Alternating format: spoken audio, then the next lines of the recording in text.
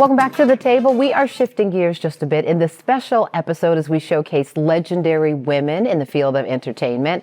Shirley Jones is an R&B diva with a beautiful voice, and she was one of the sisters in the 80s group, the Jones Girls. Welcome to the show. Thank you. It's my pleasure being here. It is so nice to have you. And as I think of some of the amazing songs, I'm like, that couldn't have been 79. That couldn't have been 80. Yeah. You said we're 45 years out on. We're celebrating this entire year. We're celebrating 45 years since the release of the very first Jones Girls album with Philly International. Yes. Wow. I was just 5. Of course you were just 5 with the chops of an amazing grown woman. Let's talk about this career that you all had. I mean, you were so young with these amazing voices. How did you all just get thrust into the music industry in the first place? My mom was the first Black gospel singer that RCA Records ever signed. Wow. And say her name so we can call Mary her. Frazier Jones. Mary Frazier Jones. Yes. And she must have had a remarkable voice.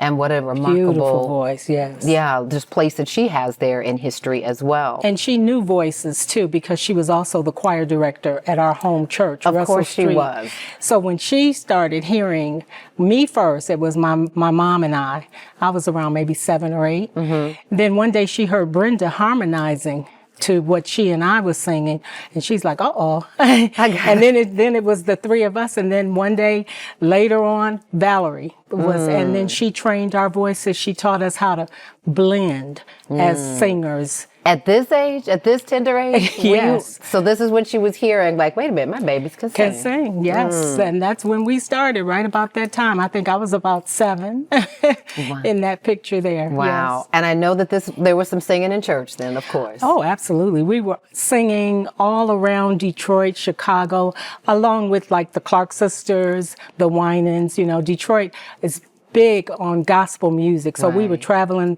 that circuit. Yeah. So what was it like for you? I mean, because you're in school together, you're performing together, you're rehearsing together, and you're in business together. In business together. And it was so much fun. You know, those are my most fondest memories are when it was just the 3 of us rehearsing, because my mother drilled in us to always strive for perfection in our singing. Yeah. And the one style, like, especially after You're Gonna Make Me Love Somebody Else, was the #1 record. We're like, we got to keep this going. Do you remember what it was like when you started hearing your music on the radio? Do I? Because this is the Jones sisters. I think people imagine, right? But before the glow up, if you would, what was that like? Before we became the Jones Girls, we were actually the premier background singers in California, singing behind, doing for albums for like Aretha, Cher, Helen Reddy, Dionne Warwick. Everybody wanted either the Jones Girls or the Waters, which was another family group out in California. Yeah. Yes. And I know that it was Diana Ross who said, wait a minute, these young ladies are too good to be the backup. Well, funny story about that. When we were out in California, they had flown us out, Holland, Dozier, Holland. And when we were doing, I think we were doing Aretha or somebody doing, and they said, Diana Ross is looking for some singers for this European/American tour that she's getting ready to go. Yeah. But she's been turning everybody down. You guys want to try? And we're like, oh yeah, we're from Detroit. So she's from Detroit. I'm sure we got a little in, Yeah. And, they said, okay, well, let's go. We actually thought we were going up to sing for her music director and her road manager, and which is what we did. We drove up this long to this beautiful, beautiful house. And we started singing Ain't No Mountain High Enough and reach out and touch somebody's hand. And down this long hallway came Diana. Oh my God. And she said, you guys are terrific. can you get passports? We're going to London. And we're like, London? But the furthest we had ever been was Detroit to California. We're like, wow. London? And we just seeing her, because we grew up wanting to be like the Supremes. Right, we of would have my course. mother, every performance that the Supremes, they were on the Ed Sullivan Show, we'd be like, Ma, please make us those dresses. We want to sing. Right. But she was like, oh, okay, you got to stay on the gospel side. But what was it like to have Diana Ross pour into you like that in such a meaningful way? she is 2 songs in. She is like the most beautiful person. In fact, after that European leg of the tour, Yeah. she came to us and said, you girls are too good to sing background behind me or anybody else. And I want you, you know I changed clothes 5, 6 times in my show. So I want you guys to find a song, and I'm going to introduce you to the world. Oh my goodness. And that's exactly what she did. What an incredible way Yes. to launch some Yes. incredible young talent coming behind you. That's Yes. so important.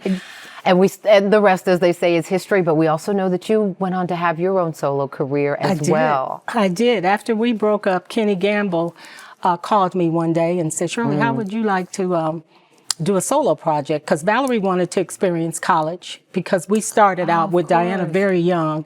And Brenda and I had How gone to old were you? college. When we started with Diana, Valerie had just graduated from high school. Oh my goodness. Yeah, so we were like still in our teens. Right, you really I hadn't was like lived 20 or yet. 21, exactly. Yeah. And he asked me, he said, would you like to do a solo project? I'm like, yes, absolutely, you know. Was it hard though? Like singing was. without your sisters? It was hard doing the album. Yeah. And then the first performance, I went on tour, because Do You Get Enough Love became a #1 record for me.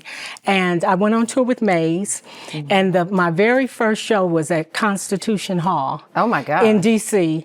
And lo That's and quite a behold, debut. Yeah, and I was nervous because I had been used to performing with my sisters. Right. And right before I went to the show, 24 beautiful yellow roses showed up, and it was from Diana, and she said, you got this. And from there on, I had the confidence of the world to go out there and perform as a soloist. Well, lucky us, we actually get to hear you perform as a soloist Yes. in this space today. But before we get to your performance, I just want to say thank you.